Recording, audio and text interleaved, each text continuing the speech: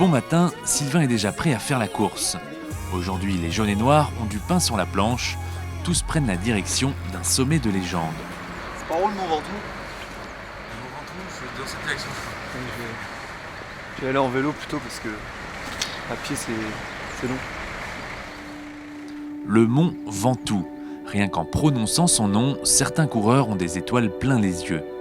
Ça fait partie des légendes des cols mythiques en France. Et bon, après, placé comme il est dans l'étape, ça ne sera pas forcément l'endroit clé de la journée, mais ça va me rappeler de bons souvenirs dans le Mont Ventoux, ça c'est sûr.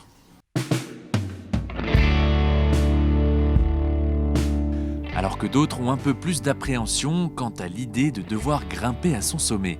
Le Ventoux, ça nous fait moins mal là déjà. Hein? Chalet renard, Chalet renard, bestiole. ça va sentir la bête crevée, je pense. Ma tête de pied, hein, je pense.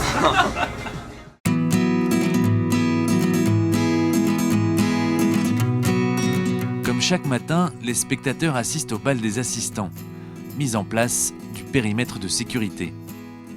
Avec Thomas et puis Sylvain, il y a pas mal de monde, donc puis c'est plus sympa. Donc ça évite que les gens touchent au vélo et qu'il y a des problèmes après, on sait jamais.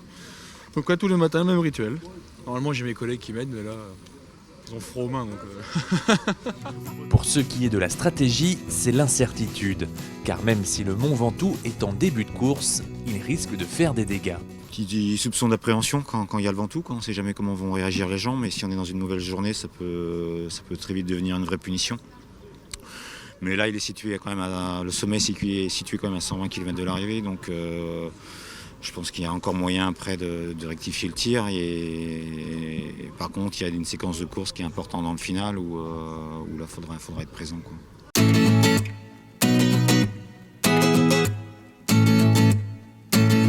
Du côté de la course, c'est Antoine Duchesne, le local de l'étape, qui marquera cette journée. Seul en tête, à 40 km de l'arrivée, il se fera rattraper par son poursuivant, vainqueur aujourd'hui, Alexei Loutchenko. J'avais un peu marqué le départ qui était dans mon village un peu adoptif.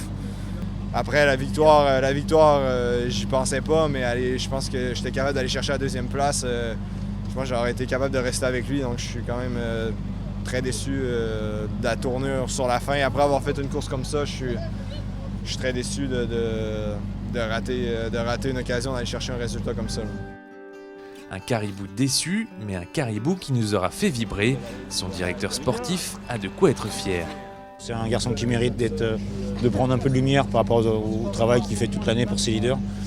Et puis aujourd'hui, il avait vraiment l'opportunité de prendre l'échappée. Et puis non seulement il l'a prise, mais il a super bien assuré derrière. Donc je suis vraiment content pour lui. Demain, les coureurs évolueront dans l'arrière-pays niçois avec 177 km de montagne.